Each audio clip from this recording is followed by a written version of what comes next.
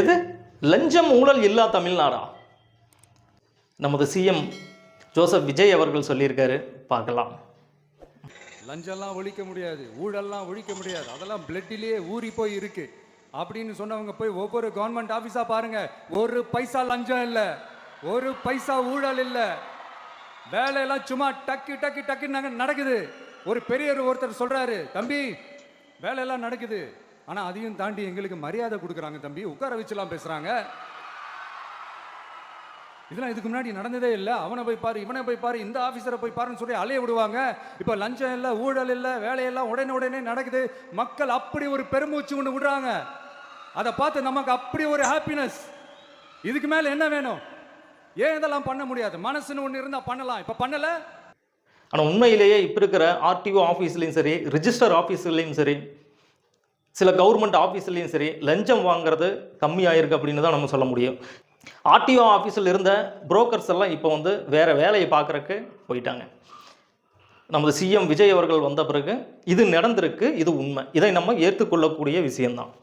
ஃபேமிலியிலே ஒருத்தர் ரிஜிஸ்டர் ஆஃபீஸில் தான் ஒர்க் பண்ணிகிட்ருக்காங்க, அவங்களே அதை சொல்லியிருக்காங்க. அதனால் நான் இதை ஆணித்தரமாக சொல்லலாம், எந்த ஊழலும் அதிகமாக நடக்க கிடையாது. ஒத்துக்க மனசு வரலினாலும் அதுதான் நிஜம். ஒரு வேலை இருக்குமோ ஒரு வேலை இருக்குமோ. சரி, அடுத்தது வரலாம். மக்களே, நான் உங்களையே கேட்குறேன், அன்னைக்கு அத்தனை க்ரௌடு இருந்துச்சு, அந்த க்ரௌடுக்கு தகுந்த மாதிரி போலீஸ் பாதுகாப்பு கொடுத்தாங்களா? இந்த இடத்தை எடுத்துக்க சொல்லி நாங்க தான் சொன்னோம்னு ஒரு போலீஸ் ஆஃபீஸர் பேட்டி கொடுக்கிறாரு, அதுக்கு என்ன அர்த்தம்?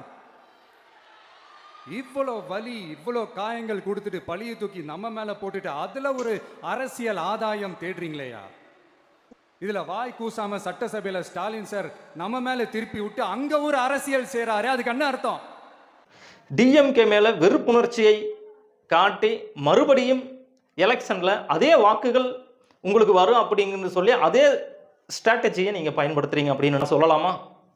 மக்களே, இந்த மாதிரி பல கொஸ்டின்கள் எனக்கும் இருக்கு. அது டிஎம்கேவா, டிவிகேவா, ஏடிஎம்கேவா அப்படின்னு சொல்லியெல்லாம் நம்ம பார்க்குறது கிடையாது. மக்களுக்கு நல்லது எதை செய்கிறாங்களோ அவங்கள கண்டிப்பாக நம்ம வாழ்த்தணும். அது டிவிகே இருந்தாலும் சரி, டிஎம்கேவாக இருந்தாலும் சரி. கரூர் விஷயத்தில் அது ஒரு விபத்து. அது டிஎம்கே மேலேயும் பழி முடியாது, டிவிகே மேலேயும் பழி போட முடியாது. அது ஒரு விபத்து. ஆனால் அதை வந்து நீங்கள் டிஎம்கே தான் பண்ணினாங்க அப்படின்னு சொல்லி அவங்க மேலே நீங்கள் பழி சுமத்துறது தான் இங்கே எனக்கு ஒரு கொஸ்டின். இதுதான் உங்களுடைய அரசியல் ராசதந்திரம் அப்படின்னு நான் சொல்கிறேன்.